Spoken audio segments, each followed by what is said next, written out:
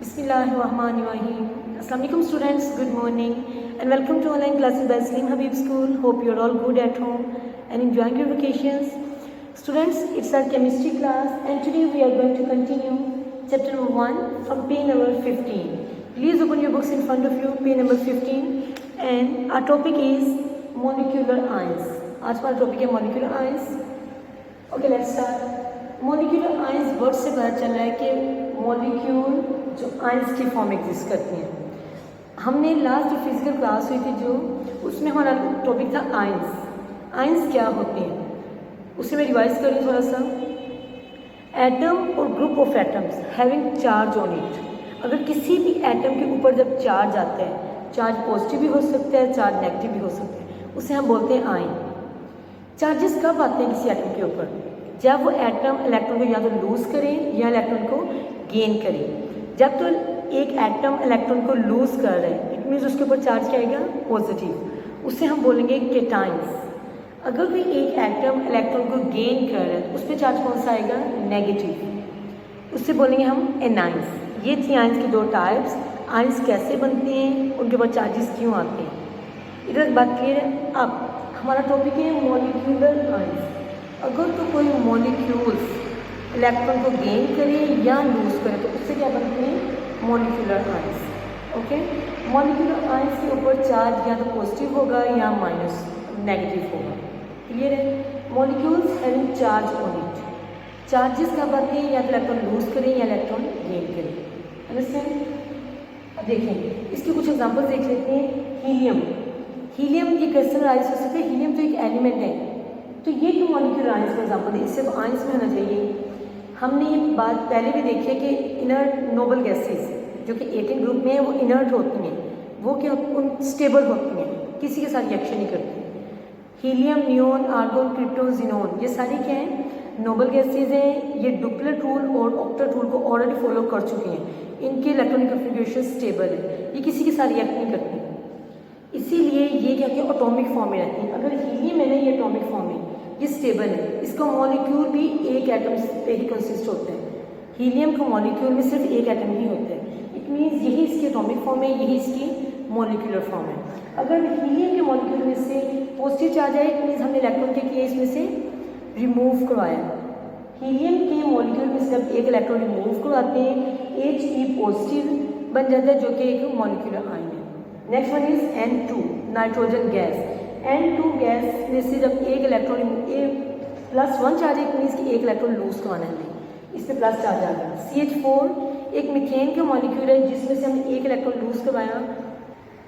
ये मीथेन का molecule CH4, इसके ऊपर प्लस चार्ज है। इट मीन्स कि इसमें से मीथेन के मॉलिक्यूल में से जब एक इलेक्ट्रॉन लूज करवाते हैं तो वो क्या बन जाता है? मीथेन मॉलिक्यूल का आयन बन जाते हैं, वो अब आयोनिक फॉर्म में आ जाते हैं। Next one is molecular ion की in the same way. Ions के दो टाइप्स हैं, मॉलिक्यूलर आयंस के भी दो टाइप्स हैं। केटाइनिक molecular ions, anionic molecular ions. केटाइनिक molecular ions के ऊपर प्लस पॉजिटिव चार्ज होते हैं, एनाइनिक मॉलिक्यूलर आयंस के ऊपर नेगेटिव चार्ज होता है। इसकी रीज़न मैंने बता दी है। पॉजिटिव चार्ज तब आता है जब मॉलिक्यूल इलेक्ट्रॉन को गेन करते हैं, नेगेटिव पॉजिटिव चार्ज तब आता है जब मॉलिक्यूल इलेक्ट्रॉन को लूज करते हैं, नेगेटिव चार्ज तब आता है जब मॉलिक्यूल इलेक्ट्रॉन को गेन करते हैं।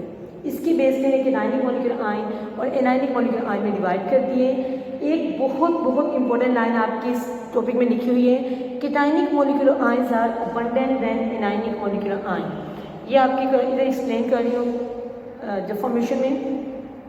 केटाइनिक मॉलिक्यूलर आयंस हमेशा अबंडेंट होते हैं, नेचर में ज़्यादा पाए जाते हैं rather than anionic molecular ions. अब इसकी क्या रीज़न है, इसके लिए हमें ये थोड़ा सा एक्सपेरिमेंट देखना पड़ेगा। सपोज मेरे पास एक गैस का सिलेंडर है जिसमें गैस के मॉलिक्यूल्स हैं और मैंने वो N2 गैस ली हुई है। N2 गैस पहले हमने इसकी फॉर्मेशन देखी है, जो हमने कोवलेंट कंपाउंड्स, जो हमने बॉन्ड्स देखे थे, ionic compounds, covalent compounds, coordinate covalent compound. अब देखें N2 में कौन सा बॉन्ड है? N2 नाइट्रोजन के दो एटम्स के दरमियान में एक कोवलेंट बॉन्ड बनता है जो कि शेयरिंग से बनता है। क्या कौन सा बॉन्ड बनता है? शेयरिंग से। उस शेयरिंग से जो बॉन्ड बनता है उसे हम बोलते हैं कोवलेंट बॉन्ड। कोवलेंट बॉन्ड की 3 टाइप्स हैं, single covalent bond, triple covalent, double covalent bond and triple covalent bond. Nitrogen के दरमियान में जो बॉन्ड बनता है वो होता है ट्रिपल कोवलेंट बॉन्ड। अब ये ट्रिपल कोवलेंट बॉन्ड क्यों बनते हैं, ये आपको रीज़न इसकी पता है। इनमें हर एटम 3 इलेक्ट्रॉन शेयर करता है। सपोज एक नाइट्रोजन का एटम है, उसके आउटरमोस्ट शेल में हमेशा 5 इलेक्ट्रॉन्स होते हैं नाइट्रोजन के, 2 इलेक्ट्रॉन्स ये 3 बना लिए इधर। दूसरा एटम है, उसके आउटरमोस्ट शेल में भी 5 इलेक्ट्रॉन्स हैं, 2 इधर ये एटम्स हैं, 2 इलेक्ट्रॉन्स इधर हैं और ये 3 इधर बना लिए। अब ये जो 3 दरमियान वाले होते हैं, ये दोनों आपस में 3, एक नाइट्रोजन का एटम 3 इलेक्ट्रॉन देगा, दूसरा एटम 3 इलेक्ट्रॉन देगा, ये शेयर करेंगे तो ये क्या बनेगा, इनके दरमियान में ट्रिपल कोवलेंट बॉन्ड बनेगा। अब ये एटम स्टेबल होगा। अब देखिए कैसे स्टेबल है। स्टेबल वो होते हैं जिनके आउटरमोस्ट शेल में 8 इलेक्ट्रॉन्स हैं। अब काउंट कर देखिए 1 2 3 4 5 6 7 8। ये जो इलेक्ट्रॉन्स हैं, अब ये वाले क्या होंगे, इसके शेल के रिवॉल्व करेंगे, ये वाले इलेक्ट्रॉन्स इसमें क्या करेंगे, रिवॉल्व करेंगे। ये दोनों शेयरिंग से बने, मीन्स इसके इलेक्ट्रॉन्स अब इसके लिए कंसीडर होंगे, ये वाले क्रॉस वाले इलेक्ट्रॉन्स इसके लिए कंसीडर होंगे। ऐसे ही ना, ये बात जब हमने कोवलेंट बॉन्ड किया था बहुत डिटेल से बातें डिस्कस की थी। अब ये वाला नाइट्रोजन का एटम देखें 1 2 3 4 5 6 7 8, इसके भी 8 इलेक्ट्रॉन है, इट मीन्स ये भी स्टेबल है। अब ये मॉलिक्यूल्स की फॉर्म में दोनों स्टेबल है, इनके इलेक्ट्रॉनिक कन्फिग्रेशन क्या है, पूरी है। लेकिन अगर ऐसे मॉलिक्यूल के ऊपर हम हाई एनर्जी इलेक्ट्रॉन्स, जिनकी एनर्जीज बहुत ज़्यादा होती हैं, अल्फा पार्टिकल्स, गैमा पार्टिकल्स या एक्स रेज, उनकी एनर्जीज बहुत ज़्यादा हाई होती हैं, अगर हाई एनर्जी इलेक्ट्रॉन्स इनके ऊपर बम्बार्ड करें, इनके ऊपर गिराएं, देखें उन इलेक्ट्रॉन्स की एनर्जी बहुत हाई है। यहाँ तो एक सिचुएशन है कि ये जो इलेक्ट्रॉन्स हैं ये इसके क्या हो गए, इसके मॉलिक्यूल के अंदर शामिल हो रहे हैं। एक सिचुएशन है कि वो इलेक्ट्रॉन्स आ रहे हैं तो उनके पास इतनी एनर्जी हो कि वो उनका एक, दोनों में से कोई भी एक इलेक्ट्रॉन रिमूव करवा दें। अब हमने बात की जब हाई एनर्जी इलेक्ट्रॉन्स बम्बार्ड करते हैं जिनकी एनर्जीज इतनी हाई है, तो वो ऐसा होने देंगे कि वो खुद इलेक्ट्रॉन्स उस मॉलिक्यूल का पार्ट बन जाए। वो क्या करेंगे, इस मॉलिक्यूल का भी एक इलेक्ट्रॉन निकाल देंगे बाहर, क्या कर देंगे, इलेक्ट्रॉन रिमूव कर देंगे, क्योंकि उनकी एनर्जीज इतनी ज़्यादा, वो इतने पावरफुल हैं, वो इसका एक इलेक्ट्रॉन भी रिमूव कर देंगे। जब इस मॉलिक्यूल में से एक इलेक्ट्रॉन रिमूव होगा तो उसके ऊपर चार्ज क्या आ जाएगा, N2 पॉजिटिव।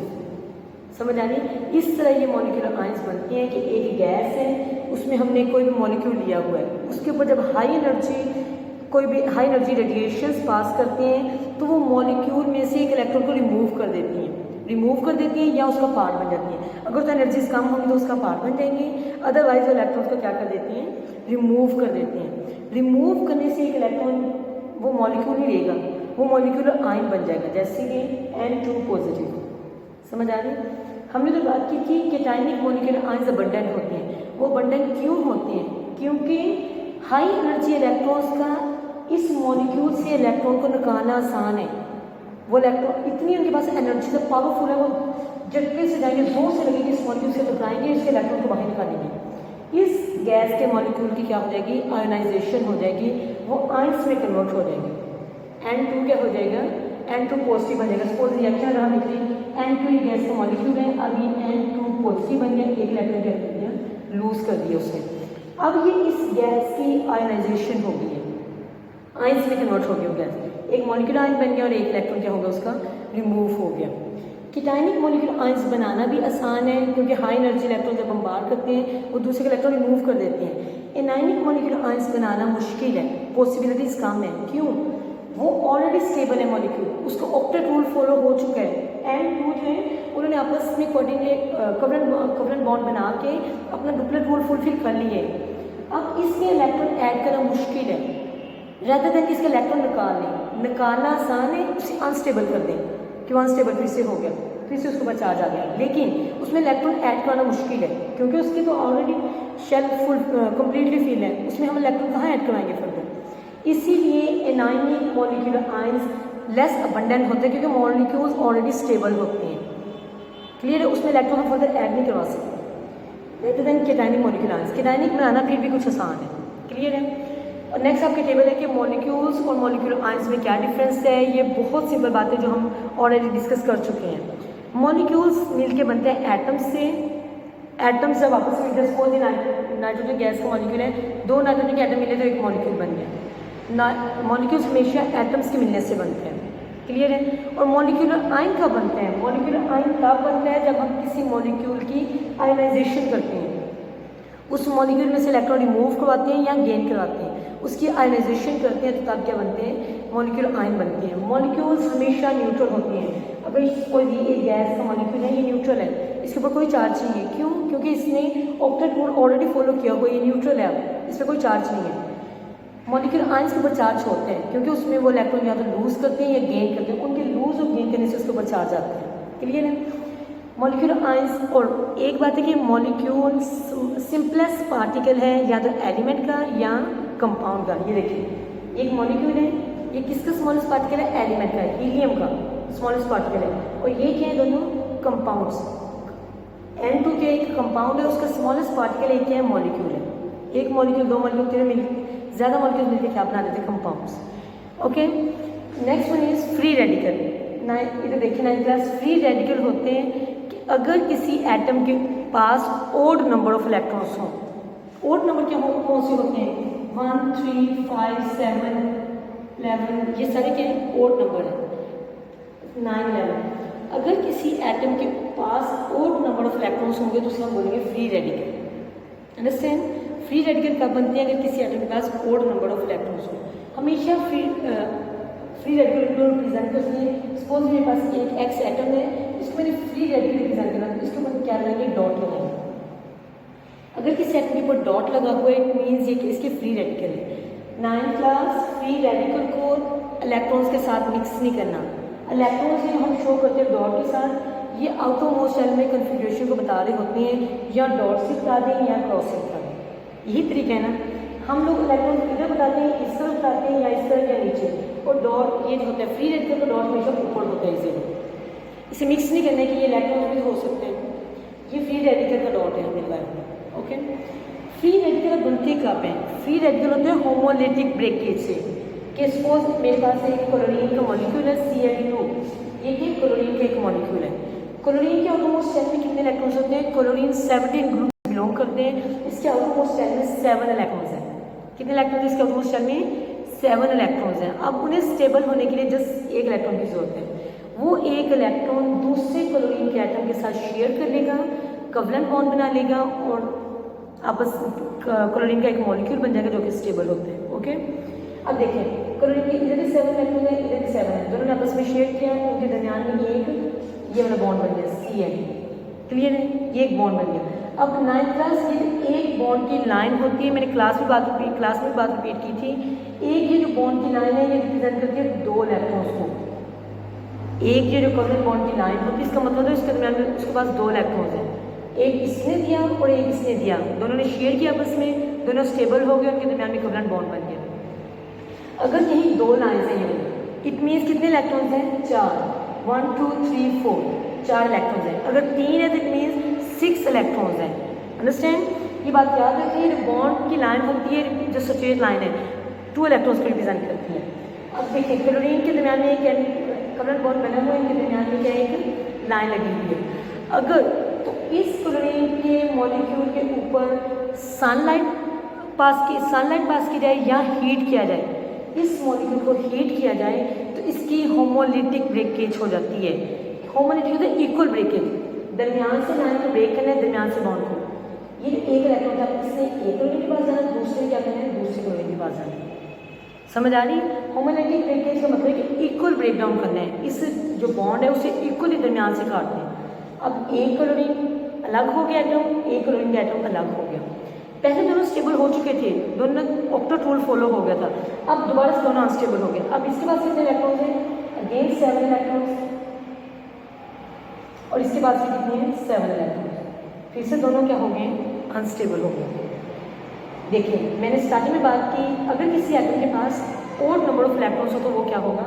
Free radical. अब ये क्लोरीन का फ्री रेडिकल है, ये दूसरा फ्री रेडिकल है, क्योंकि इनके पास ओड नंबर ऑफ इलेक्ट्रॉन्स हैं। ये कोवलेंट बॉन्ड की ब्रेकेट से बने, दरमियान से हमने बॉन्ड को ब्रेक किया, दोनों क्या हो गए? अलग अलग हो गए। क्लीवेज की उनकी या ब्रेक डाउन की तो दोनों क्या हो गए? अलग हो गए। अब ये क्या है? फ्री रेडिकल्स हैं। फ्री रेडिकल्स रिएक्टिव होते हैं, ये आपकी बुक में वर्ड लिखा है, और मोस्टली क्वेश्चन भी आते हैं, why free radicals are reactive.